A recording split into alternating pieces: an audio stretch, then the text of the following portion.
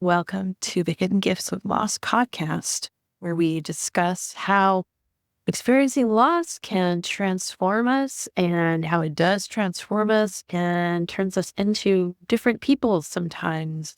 But what we do with that is what the stories that I love to have people tell me here on the podcast. And I've heard some amazing stories from people. And today will be one of those. I have my guest, Penny Bingham, with me, and her book is called A Gift of Grace.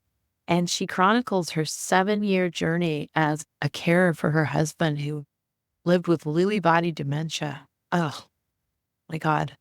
And the book, I'm going to let her tell us her story, but the book, she's now a dementia advocate. And that, I'm sure, came out of this experience. And what a hidden gift to others that must be, that you're advocating for people. And I know how did you describe it? One of the greatest social, medical, economic, scientific, and philosophical moral challenges of our times, to quote Sally Magnuson from her memoir, Where Memories Go. I have a friend whose mother is going through it right now. I really feel for everyone who is touched by this. So thank you so much for joining me from Australia today on Thursday morning for you and Wednesday evening for me. Welcome. Thank you, Julie. And thank you Yes. for the opportunity. It's wonderful. It's wonderful to have an opportunity to spread the message that I'm really quite passionate about. Yeah, so my journey as an advocate came from my husband's situation. I spent 2 years absolutely in an abyss of despair. And then, I don't know, the universe opened up for me, opportunities opened up. I made new contacts, new networks, and things just sort of, I live in a very small regional community in northeast Victoria in Australia.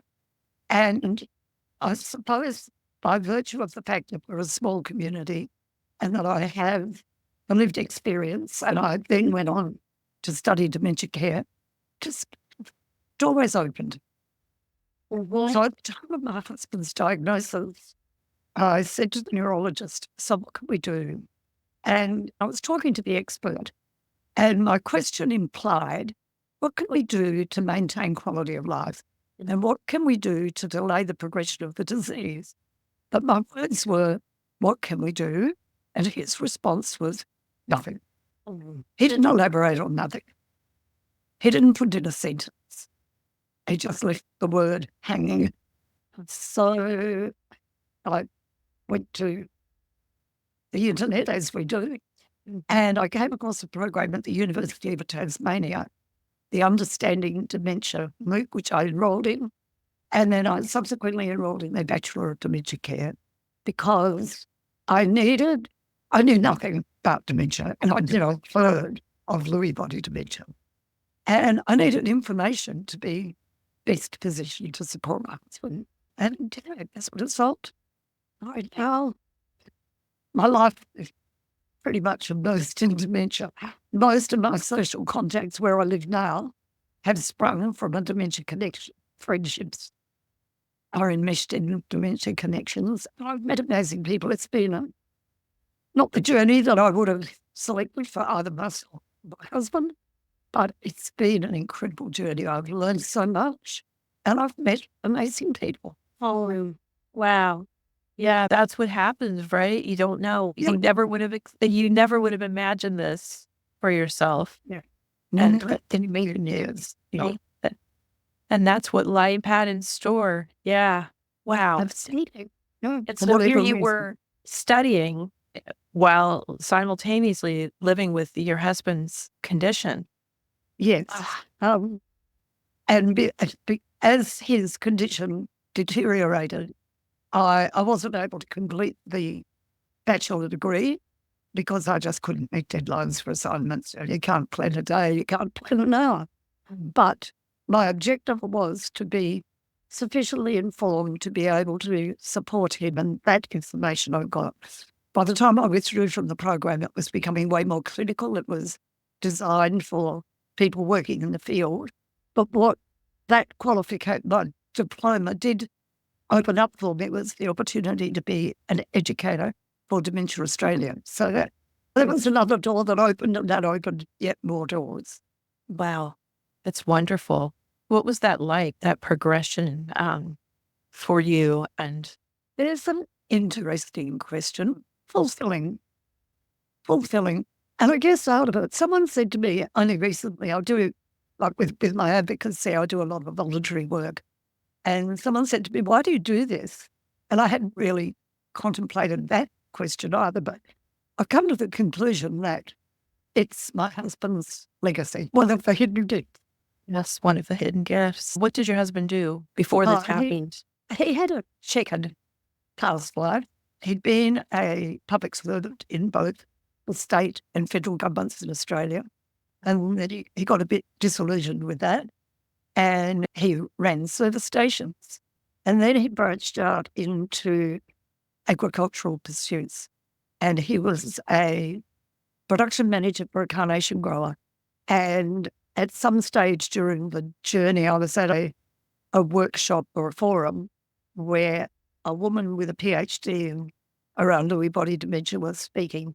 And she talked about agricultural Parkinsonism. So Lewy body's on the Parkinson spectrum. And she talked about agricultural Parkinsonism, which I've not heard of. But apparently Parkinson's disease is prevalent among agricultural workers. And we can only assume that's related to the sprays, the chemicals, the poison that people are using. So maybe that was the genesis of Fred's disease. I don't know. I'm never going to know. But yeah. How interesting. So how did you first discover that he was? So the symptoms were subtle in the beginning, imperceptible almost. Just little things where you think, what's going on there? But you don't. No, you don't. I can say generally, you don't attach anything sinister to it. Then we had a situation beginning in 2012 where I took up a consultancy role in the northwest of Western Australia, very remotely. And he stayed behind to deal with some stuff at home. I didn't see him and in that time, our property, which had been on the market for 10 months with no interest whatsoever, sold. And he was dealing with this. He bought and sold properties before. He'd bought and sold businesses. That was his thing. That was what he did. And I just was on the periphery of all of that. And he was what I perceived to be irrationally stressed. And I couldn't work out why.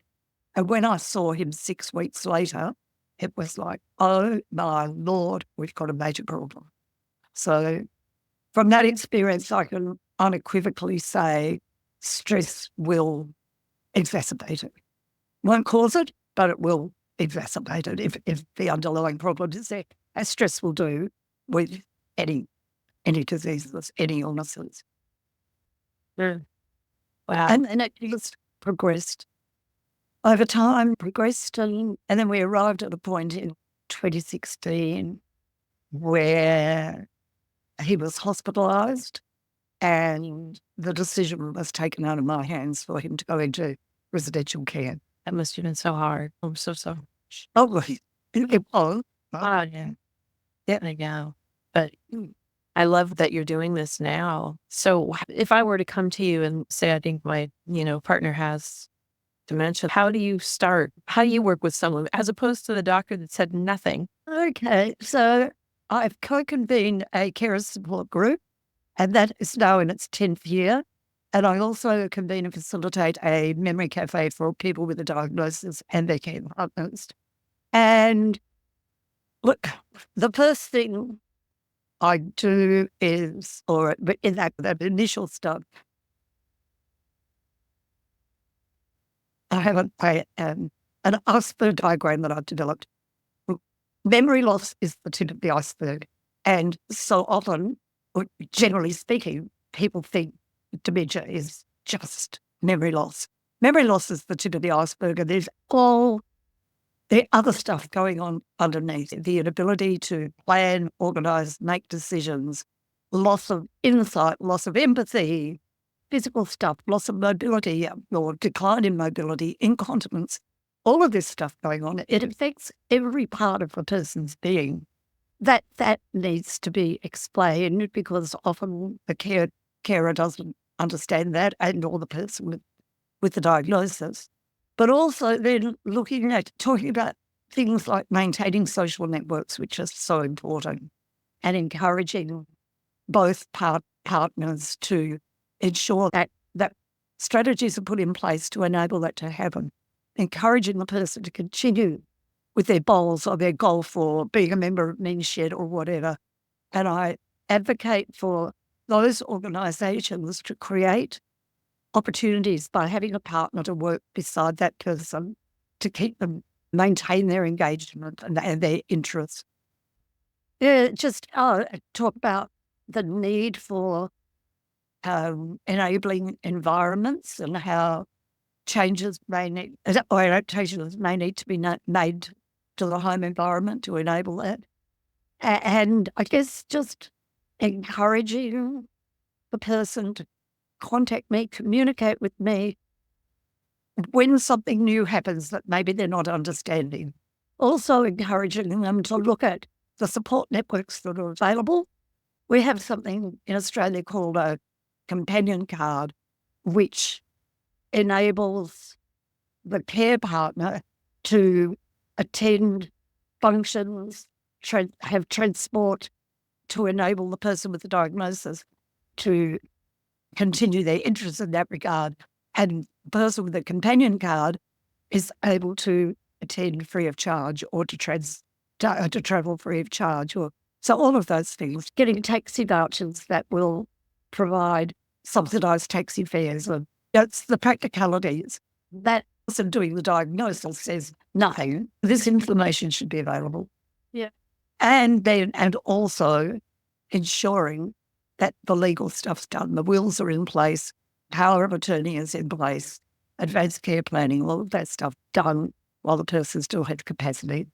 Well, yeah, they're really good information for people to know. Anyone who's up against this kind of thing, I would imagine having the right support would just be like paramount to try to do something like peace alone. There's no way for the stress on the family and as the person. It must be very confusing too.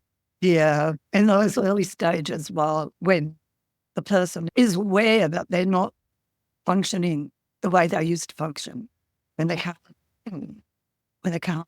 work stuff out. Yeah. We were building, pardon me, we were building a house at the time.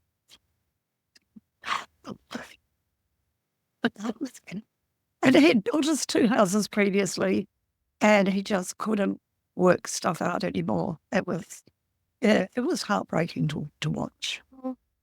And his frustration, he would say things like, I failed. I can't work it out anymore. I'm lost. I don't know what I'm doing. This dynamic, capable, strong, independent human being that's suddenly imploding. And what's really difficult is to let go of the image of the person you knew and adapt to this new reality. That's really difficult. Yeah, and that's a huge loss. Huge. Mm-hmm. And massive. Yeah. And the fact too with dementia that it can go on for such a long time. Yes. My grandmother was in a facility for 14 years. Wow. With dementia. And I didn't know any of us. It was really heartbreaking, but it becomes too much for the family at a certain point. Like he said, that they made the decision to put him in care. Yeah. 14 years in a care facility. There's no quality of life. It's really not. And she would try to run away. My poor grandmother, she thought she still had young children at home. I remember my grandfather's funeral. She was like, I need to go home. I've got to make dinner for my kids. Yeah. That's cruel. It's a cruel illness that it can go on. Yeah. And it robs people of their dignity. Yeah. And how is the Lewy body dementia like different? Regular dementia. The pathology in the brain is different. Okay. Lewy body, as I said, on the Parkinson's spectrum, and it's toxic proteins called alpha-synuclein. And whereas with Parkinson's, these proteins or Lewy bodies congregate, at least in the early to mid stages of the disease, in a discrete part deep in the brain. And that's why people with Parkinson's are potentially responsive to deep brain stimulation. But with Lewy body dementia, there's protein clusters. Lewy bodies are distributed throughout the cerebral cortex and just manifest in multiple symptoms. And then you've got cognitive decline and Parkinson-like symptoms in terms of mobility and the Parkinson type stuff. By the time somebody passes from this, I know even for me with my mom, it was only 10 weeks that she had cancer, and there was such a relief. You almost feel bad for feeling relieved, but then you do, because like you said, you don't suffer anymore. Yeah. My comment on the morning that Fred died, I just said, I'm strangely at peace. Yeah. Yeah. Yeah. Because, as I said, quality of life in common. And you can't wish that person to stay on in that situation. Wow, but what came out of that, I just think that's amazing, that the hidden gift, again, something you wouldn't have ever seen yourself doing. And I imagine you've helped so many people in this situation. I've seen this pattern with my guests again and again. You go through something, and then it seems like there's somehow you get to the other side, and then there is this need, this desire to help others. Obligation. I think there's an obligation. Yeah. Yeah. When you've got a knowledge base and a skill set that enables that, then you can't close the door on that. Yeah, like the kind of cliche that things happen for a reason, but it doesn't. Do we recreate a reason from the situation? I like that. Yeah. Yeah, maybe we need to, right? Create something. If something worthwhile has to come from a situation that's so daunting. Yeah. Exactly. Wow.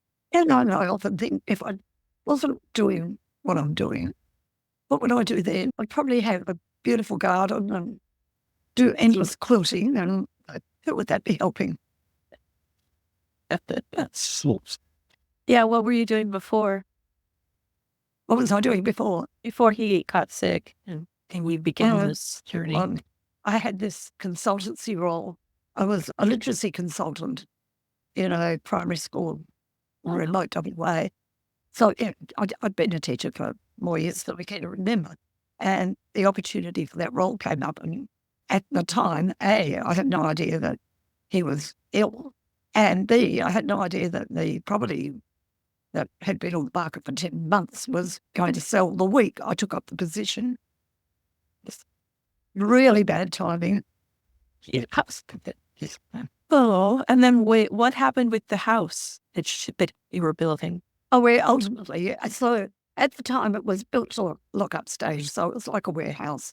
And I had packing boxes stacked in the ceiling, but there was slate work to be done, painting to be done, all the finishing off.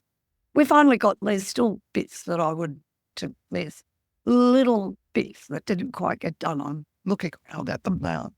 But yeah, it was more or less finished and habitable. And yeah, it got there eventually. It was a frustrating and tedious process. And because I had no idea what the hell was happening, I was less patient and tolerant than I needed to be, less saintly than I needed to be. And it was only over time through my study that I came to understand what was happening, what the changes were about, why he was acting the way he was acting. And I think somewhere in my memoir, I've got the line that says, I needed to learn to hold regret tenderly. To hold regret tenderly. Wow, yeah. Because I think I must have caused him significant distress on occasions. I just wanted that's finished. And I just kept saying, of course you can do this, you've done it before, of course you can. Having no idea that, no, he couldn't. And like that's so frustrating because you don't know. You don't know what's going No. on. Of course, if you had, I'm sure you would have not felt, but at the same time, we're all people with nervous systems, right? Regardless of what is going on, things that just are going to be irritating. Oh, wow. That was just so, well, obviously you've been a teacher, right? So that was just so smart to go and educate yourself about it. That's Yeah, I had to learn. I had to learn. brilliant. I don't know how either of us would have got through it without that level of understanding. And that's given me material for the memoir. Yes, exactly. And it's called Material. what moments of grace or A gift of grace. gift of grace. And this is out on the market. We can purchase the book. No, I'm editing at the moment. Okay. And I hope to have it finished by the end of the year. Oh, I am looking forward to reading it for sure. Thank you. It's truly so helpful to so many people. Wow. Yeah, that which is not my motivation for writing. When he was ill, I kept a detailed journal, and knowing that I would do something with it one day, and it's just something I needed to do. If other people read it, that would be a bonus. Well, Well, yeah, and that was as I was starting that, Alison Waring rolled out the first of her online programs. Everything's with the timing. And so I joined that. And I had so much to learn because I'd been an academic writer. I wrote great academic essays, but I knew very little and had zero skill in creative writing, creative nonfiction. yeah. I'm coming to terms with that. I'm getting better gradually. And it's interesting. I read differently now. Yeah. Alison talks about reading as a writer, and it's interesting. You're doing, Yeah. Her class was try to identify what are the strengths of this writer, emulate that in some way. yeah, yes, just to hear the pacing and the tone of other memoir writers. And the Her class imagery. was perfect. Yes. Oh, yeah. The sensual details. He talks about that a lot. Yeah, her class was perfect timing for me too. I went through it 3 years ago, and I did the same thing. I kept a journal while I was caring for my mom because I didn't get anything, and I just thought, I don't know what I'm going to do with this, but I have it, and I haven't written a book yet, but I've written a lot of essays about that experience too. And I think it's very cathartic. I know for me, that was my therapy at the time, really. But it is. Yeah. And I don't know about essays. I think I viewed them as chapters, but I just wrote about episodes that I felt I had enough material to write about. And then I worried about ordering them later on. And I wrote the first chapter probably 2.5 years in. Yeah, that's another thing I like that Alison teaches. It doesn't have to go in chronological order. No, yeah. no. I spoke my essays, chapters, interchangeable. They are. They're like episodes. It's like, and have a beginning and an end when they may string together one way or another. And I'm going to do it one of these days. I had the great privilege of attending Alison's first retreat in Tuscany in 22. It was amazing. Again, met amazing people. Yeah, I bet. I would love to do that one day. It's going to one of the retreats. It was incredible. And I'm sure it did a lot for your writing, I would imagine. Yeah, we didn't do a lot of writing during the retreat, but there was a lot of sharing and getting feedback. And then in the afternoons, Alison would provide a workshop.